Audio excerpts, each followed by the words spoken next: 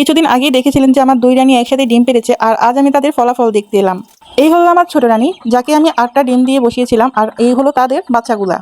Normally 2 থেকে 3 দিন পরপরই আমি আমার মুরগিগুলোকে খাবার দিতে যাই। এমনিতে সবসময় যাওয়া হয় না, তো 2 থেকে 3 দিন পরপরই যেহেতু আমি ওদেরকে খাবার দিই, ওদেরকে একসাথে আমি 2-3 দিনের জন্য খাবার দিয়ে রাখি। তো লাস্ট 2-3 দিন আমার বারান্দায় আর যাওয়া হয়নি, যার কারণে হচ্ছে ওর যে বাচ্চাগুলো ফুটছে ওগুলো আমার দেখা হয়নি।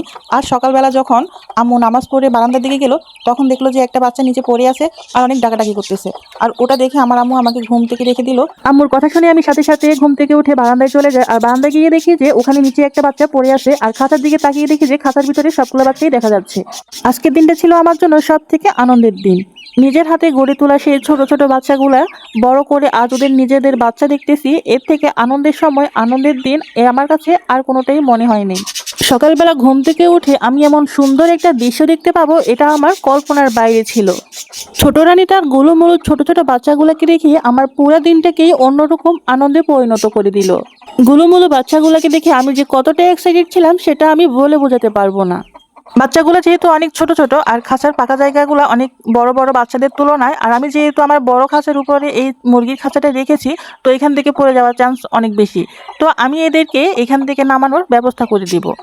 যেহেতু বাচ্চাগুলো 2-1 দিনের মধ্যে ফুটেছে, তাই এখান থেকে পড়ে গেলে বাচ্চাগুলো অনেক ব্যথা পাওয়ার সম্ভাবনা আছে।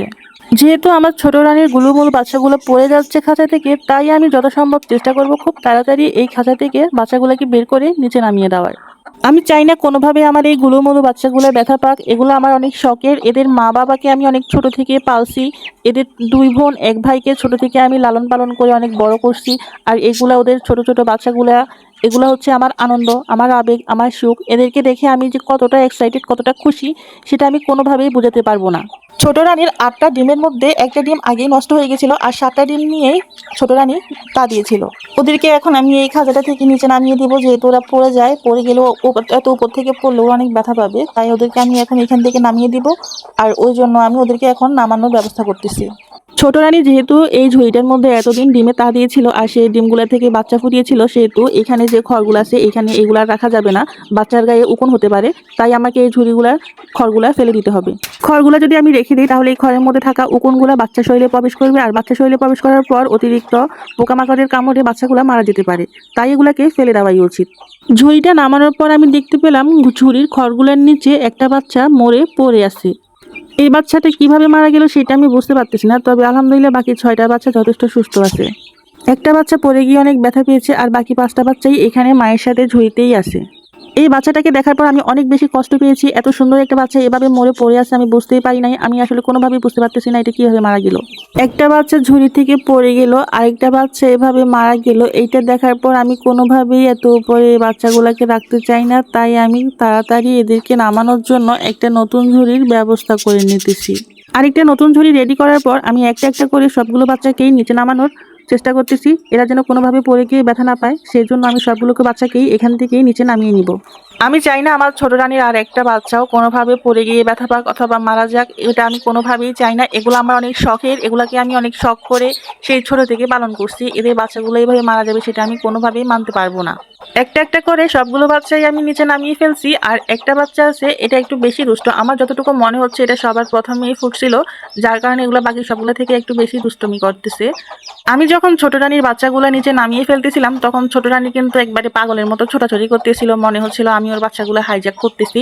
ও এমনভাবে পাগলামি করতেছে যে যেন আমাকে একদম সামনে যদি পাইতো, তো একবারে মানে মানুষ যদি হয়তো তো আমাকে অনেক পেটাইতো। আর ও তো মানুষের মতো ওই রকম পেটানোর শক্তি নাই, তাই সে অনেক বেশি পাগলের মতো ছোটাছুটি করতেছিল। উপরে খাঁচা থেকে সবগুলোকে নামানোর পর আমি বাচ্চাগুলোকে সুন্দর করে নতুন একটা ঝুড়িতে বসিয়ে দিলাম, আর ছোট রানীকেও তার বাচ্চাগুলোর সাথে দিয়ে দিলাম, সে যেন আর পাগলামি না করে। আর এখানে আমি আমার সেই মৃত বাচ্চাটাকে দেখতেছি। আসলে এই বাচ্চাটা কিভাবে মারা গেল আমি বুঝতে পারতেছি না। হয়তো কোনোভাবে ও চাপা পড়ছে ওর মায়ের নিচে, যার কারণে হচ্ছে ও মারা গেছে। না হলে কিন্তু বাচ্চাটা অনেক গুলুমুলু ছিল। ও যেহেতু চলেই গেছে, তখন তো আর কিছু করার নাই। আফসোস ছাড়া হয়তো আর কিছুই করতে পারবো না। তো ওকে রেখে আমি আমার বাকি বাচ্চাগুলোর যত্ন নেওয়ার চেষ্টা করব।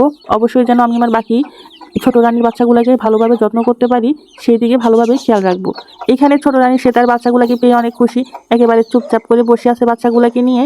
সে যেন হারানো সম্পদ খুঁজে পাইছে এমনভাবে বাচ্চাগুলোর পাশেও দাঁড়িয়ে আছে। মনে হচ্ছে যে আমি ওর বাচ্চাগুলোকে ওর থেকে নিয়ে চলে গিয়েছিলাম, আর ও বাচ্চাগুলোকে অনেক সাধনার পর খুঁজে পাইছে। পৃথিবীতে মায়ের উপরে আর কেউ হয় না, সেটা মানুষ হোক অথবা পশু পাখি। মায়ের ডানার নিচে সন্তান যেভাবে সুরক্ষিত থাকে তা পৃথিবীর কোথাও থাকে না। তো সবাই আমার ছোট রানীর বাচ্চাদের জন্য দোয়া করবেন, তারা যেন ভালো থাকে, সুস্থ থাকে। আসসালামু আলাইকুম, সবাই ভালো থাকেন। আপনাদের পালিত পশু পাখির যত্ন নেবেন। আল্লাহ হাফেজ।